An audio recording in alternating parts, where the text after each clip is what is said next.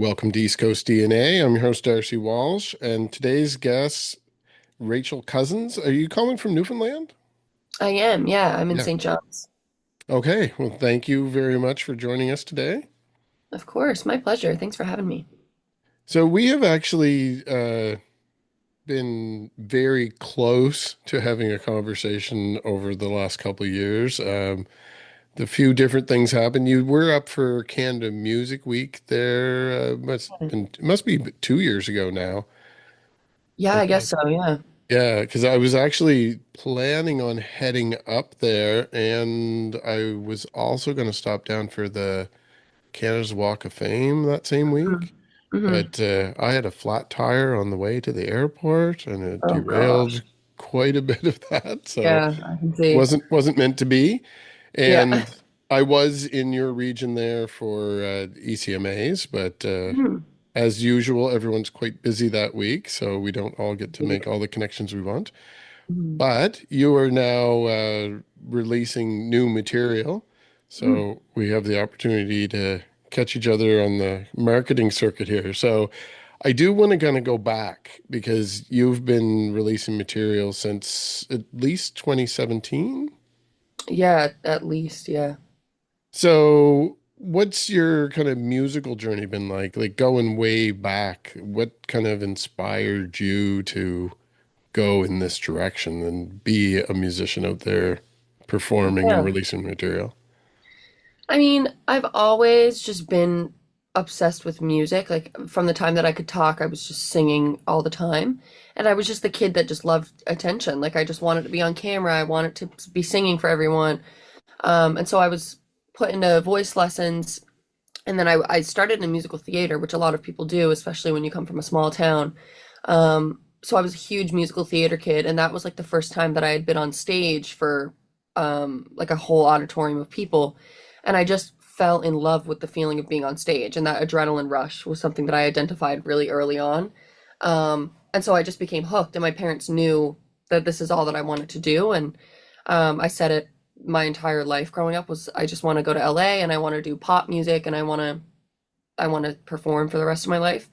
So I started, I mean, I recorded like a small little demo when I was, I want to say like 15, um, of just an original or two original songs and a cover. My voice teacher, Melanie O'Brien, was the one that kind of like influenced me to go into songwriting and stuff. And she was a great coach for me and a great mentor when it came to that kind of stuff. So I started songwriting and I just recorded those and then it just kind of snowballed from there. Like I recorded this Fire, which was my first EP, and it's different than what I was doing for the years after that, but I feel like as a first EP, I felt really good about this Fire and it just kind of set me up in a great way.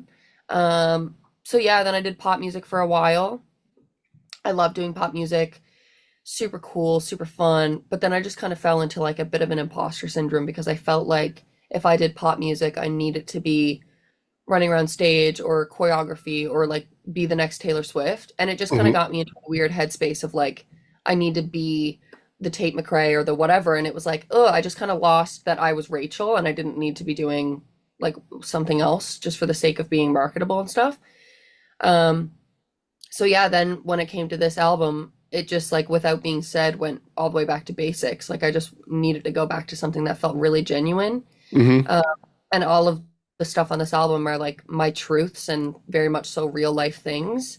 And it's just gone back to like tracking instruments in a studio. So I feel like I've gone back to where I started and there's something really nice about that, I think. And so a lot of artists that start young, like yourself, do have that kind of transitionary period of, let's say, identity for the most part. You've kind of touched on that. And it does kind of lend itself to a reimagining, like where you're kind of taking a whole new vision of how you're approaching your genre and your image. Hmm. So I see that you're kind of leaning in that direction with this release. But aside from that part, which I think you've already very articulated well without my questions. So Greg Wells, where does he come into play there? Like, is that something that had started previously and you kind of worked with him as you were working on this, or did you kind of have the structure of some songs and an idea where you were going with this? Or what point did he come in contact with you? I mean, I honestly had no idea. Like, I knew that I was going to do an album, but I really had no idea what was going on next. Yeah. It all happened because I started going to Trinity Hall in Winterton, which is the church that Greg has like refaced and put money into to turn it into like a beautiful musical space and a concert space. So I was out there for a grand opening, I believe, and Greg was there that night. And I had never spoken to Greg up until this point. I know Greg's brother Rob Wells and his wife Shoba from their songwriting workshops and stuff, but I had never met Greg or spoken to him. So I show up to this grand opening and Greg was there. And I remember that I went up to talk to him after, not about music or not about anything, but just to talk about how beautiful this like opening ceremony was, especially for the people in the community and whatever. And we were just talking about that. And we just kind of fell into like an easy conversation, I guess. I don't know. It felt like he kind of saw me for what I was. And so, anyways, the conversation just kind of started like, what if you did an album with Greg? Silly Cove Records is the record label that they run out Mhm. of Trinity Hall. Um, and so, yeah, the conversation was just tossed around, and there was a bunch of artists signed to Silly Cove just to say, let's start and see if we can record in this space. And Greg is just doing this out of the kindness of his heart. Like there's nothing in this for Greg, but like it's just a passion project. Mhm. So I'm very grateful to have been a part of that. But um essentially I went to LA last February for 2 weeks and it was just kind of starting the album and starting to lay down some tracks. I had written for almost a year leading up to this album in prep Mhm. for this album. Um, and then when I knew that I was doing it, I spent like months really grind timing, like just co-writing all the time. So then when I went up for my last trip, which was in November, and I was there for a month, I got a little apartment and I knew that I was going to be there for the month working on music. And the first trip up I had spent with Greg and his family, which was nice because I had gotten to know everybody a little bit better. And so this one, I was just in an apartment by myself. And I guess like just being there did something different for my brain because I ended up writing most of the album while I was there. Like I would write in the nighttime after working all day, and then Mhm. I'd go in the studio and say, Greg, I wrote this last night, and then he'd like tell me to go in and track something. So I don't, it just kind of fell out that way. Like I think once I stopped caring so much about like I need to have songs written, and I was just in the moment of what am I feeling right now? Let's dish it out. I think that's Mhm. kind of how I ended up with this album. And Greg and I'm so lucky. Like we worked together for the full month in his studio and I learned so much and also just had great conversation. So yeah, I really can't ask for more. Like this whole creation process for the album has been a total dream. And spending time in California, like I said, I always wanted to make music. Yeah, it was honestly amazing. I think when any of us are kind of getting into a creative headspace and either overthink or get overwhelmed, sometimes it just does take the change of scenery or the right collaboration Mhm. to kind of break you out of that cycle and reopen that kind of box of creativity. It seems like that's what you tapped into and Yeah. with all of that flowing out of you. But now, as far as image wise, I'm curious when you're doing live performances, because you Mhm. mentioned like having a lot of pop experience as well. And with the kind of change in trajectory, what is a live performance going to look like in support of these recordings? Like, are you bringing a band out for like on the road and doing a full tour? Um, yeah, so I mean, touring is something that I'm definitely questioning and turning over a lot. It's just a matter of logistics when it comes to touring. Hmm. I honestly think that if I were to go on a tour now, it would just be me and my guitar, and I'd just go across the island and do it that way. Just because that is the easiest, and it's really, really hard to travel with a band when you're first doing your, like, this is the first tour I'll ever have done. Hmm.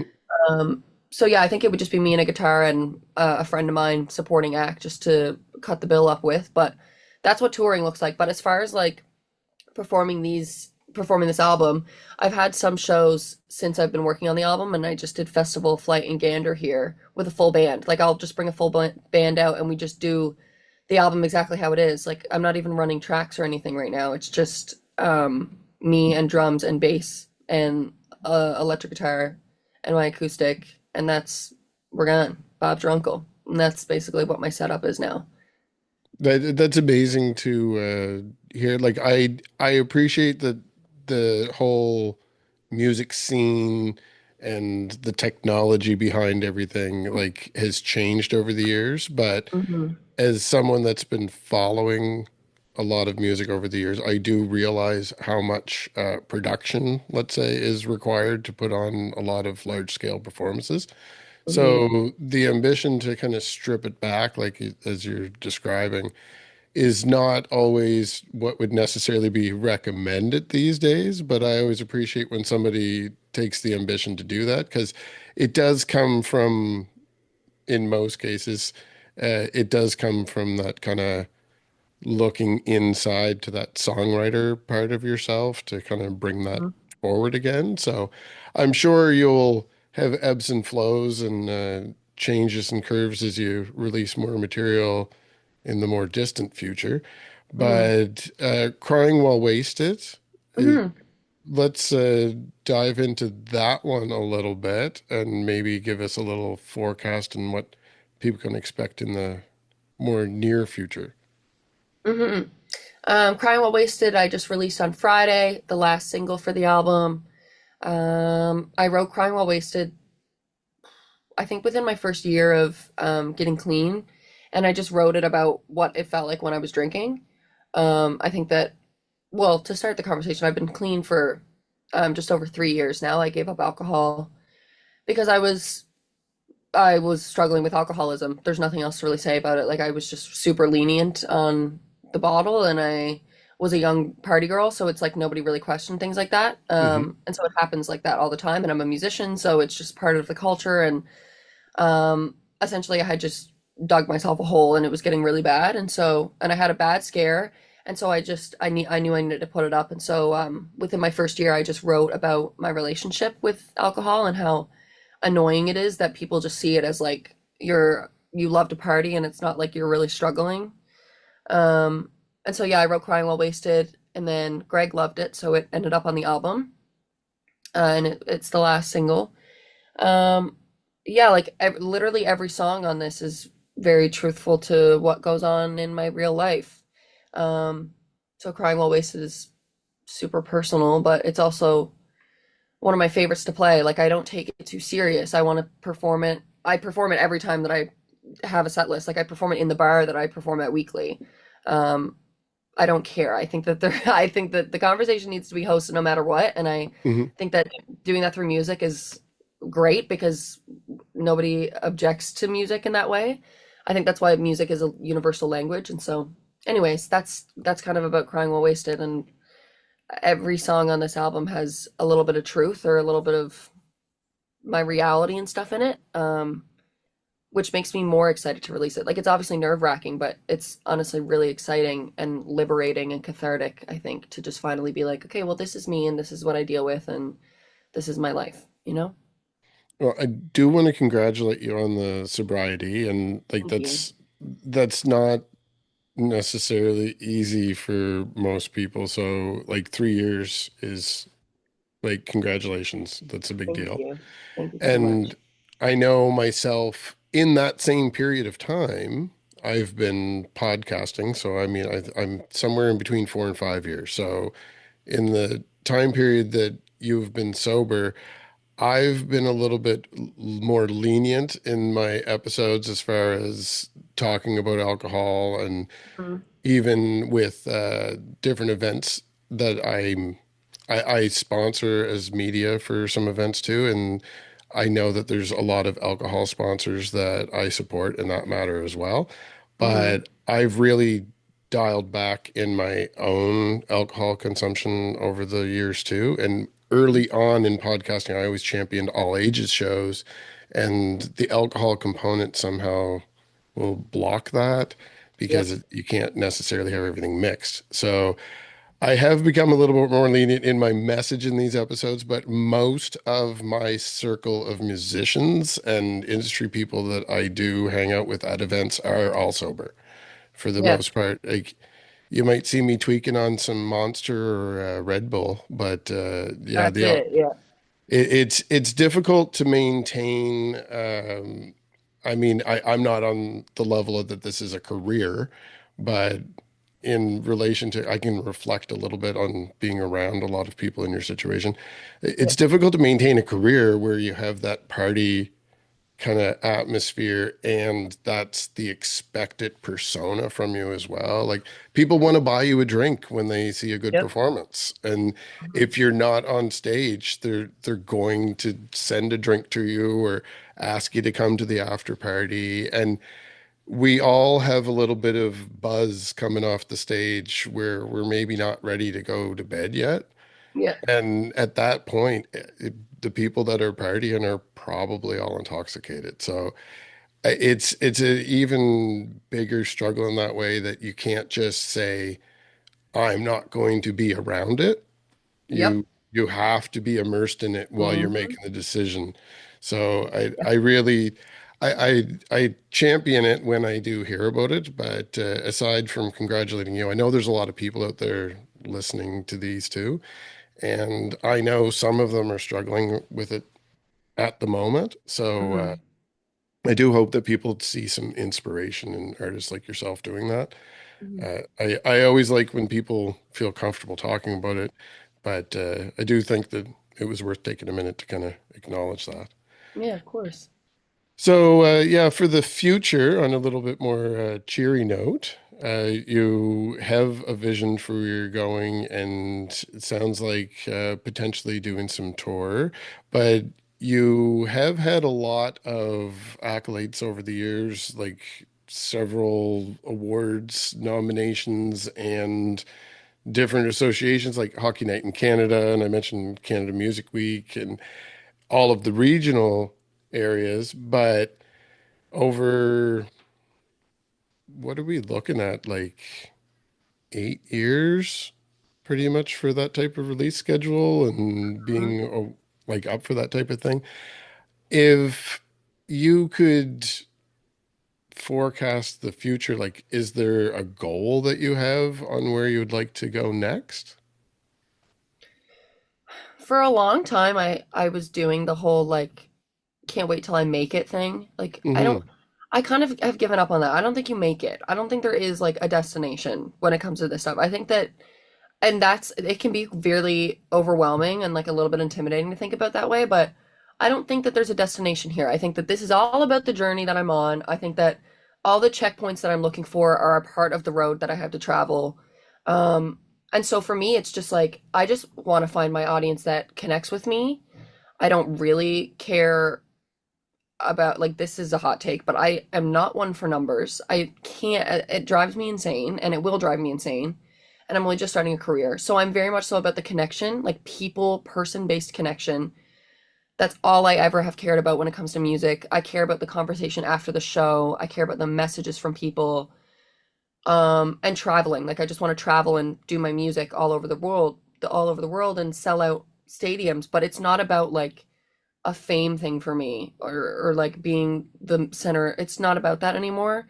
I love artists like Lizzie McAlpine, Maggie Rogers. Like Maggie Rogers sold out Madison Square Garden, but then she can go and like get a coffee and everything's chill and she's not this insanely like A-list celebrity. Do you know what I Hmm. mean? Like that's the stuff that I'm looking for. I want to connect and I want to have a great fan base that really feels like they understand my thing and that's the thing. I just want to be a creator. I don't care for any of the other stuff.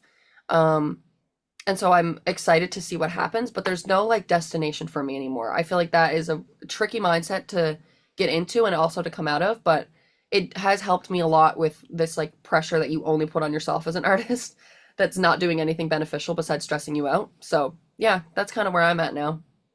Yeah, I do appreciate that, like as you mentioned, it's kind of a hot take, but I do reflect on that. Like a lot of people don't understand with the volume of content that I put out and the fact that they see me traveling all around the place. I don't really make money doing this. Yeah. Like Nope. that's not.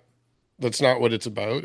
Oh, It is very much the journey and like the opportunity, the experience, but it is difficult for people to understand why you'd put any effort into doing something that's not going to make you instantly rich and famous. of course, yeah. So I can appreciate it. I think that there's definitely a lot of like-minded artists in our region. And I think part of that is trying to reach that goal, and we're thinking we have to move away, but then we think, well, why? And look at what's happening somewhere else and try to reflect that here. And that's not necessarily the way to do it either, because like it's not just a regional identity, which as East Coast DNA, I champion that, but to be ourselves. Like we don't have to look to see what someone else is doing to say like, oh, well, I want to make music, so I want to make music that sounds like this person. We all have our influences. Like Mhm. I definitely, with my age and the format of my content, I'm heavily influenced by things in my past, like much music and television and other podcasts. But yeah, it's to kind of be able to take that moment and reflect and make sure that we're still in touch with who we are. And I Mhm. think sometimes when we stray from that, it leads to some of those things like the substance abuse as well. So it's nice to see people taking a moment to kind of take check of themselves and see where they are in the journey and what turn they want to take next, rather than stress out too much about where the end of the road is. So that time will come. Mhm. We don't really have too much control over that, just Yeah. what we're doing now. So definitely, it's a little breath of fresh air. I know of some other artists on similar journeys, but I always like to have these conversations where people can kind of strip back a little bit and talk about how they really feel. Mhm. So definitely, I'm along for the ride to see where you are in your creative journey. Do you have any intentions of trying to get off Newfoundland if you're putting a tour together? Oh yeah, I would love to go outside of Newfoundland. I mean, I really want to travel again anyways, but I think that like just going to Halifax, Toronto, PEI even, like just to go into little bars or little venues and stuff and do that. That sounds lovely to me. And I love Hmm. traveling around Canada. So yeah, I would love to. And despite some of the things that we said during this conversation, the ECMAs are coming up like next May, but they will be in Sydney. So Mhm. that's not exactly in my backyard, but it's in my home province. So I definitely plan on being there. Mhm. So if you decide to make the journey over at that point, maybe we'll run into each other in person as well. Have you spent time in Cape Breton? You must have in your career. Can't say that I really have. I only recently spent any real amount of time, like in the last couple of years, and then only this year spent time in Newfoundland. I do find that Cape Breton is like a tiny Newfoundland in comparison. Like, Everybody says that, and I yeah, totally can see that because when I see videos from Cape Breton, I'm like, this is so Newfoundland. yeah, it's amazing. I mean, that's only my own personal experience, like in the past year. But it is really amazing. So I am curious now that I have a lot of contacts in Newfoundland. I am curious to see how many people make the journey over and have that experience, like they feel like they're in a little tiny home. Yeah.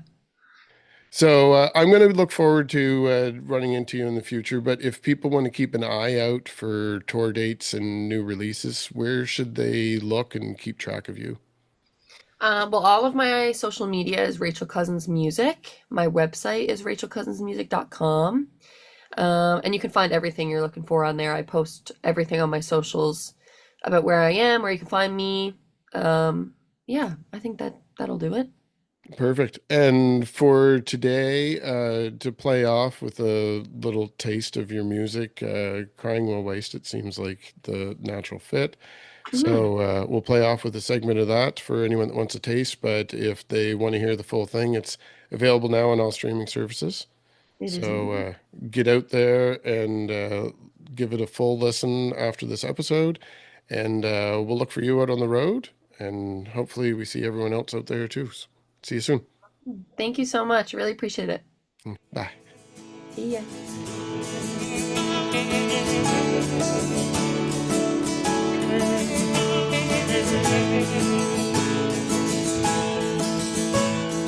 On Friday nights, I'd give up the fight and put on my going out clothes. I'd go to the city looking for pity, and I'd choose it shaken or stirred.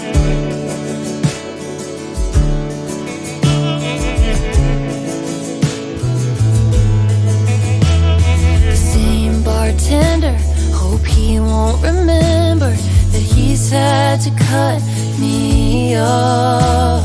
'Cause I'll get embarrassed and I can't tell my parents. I'm scaring myself lately.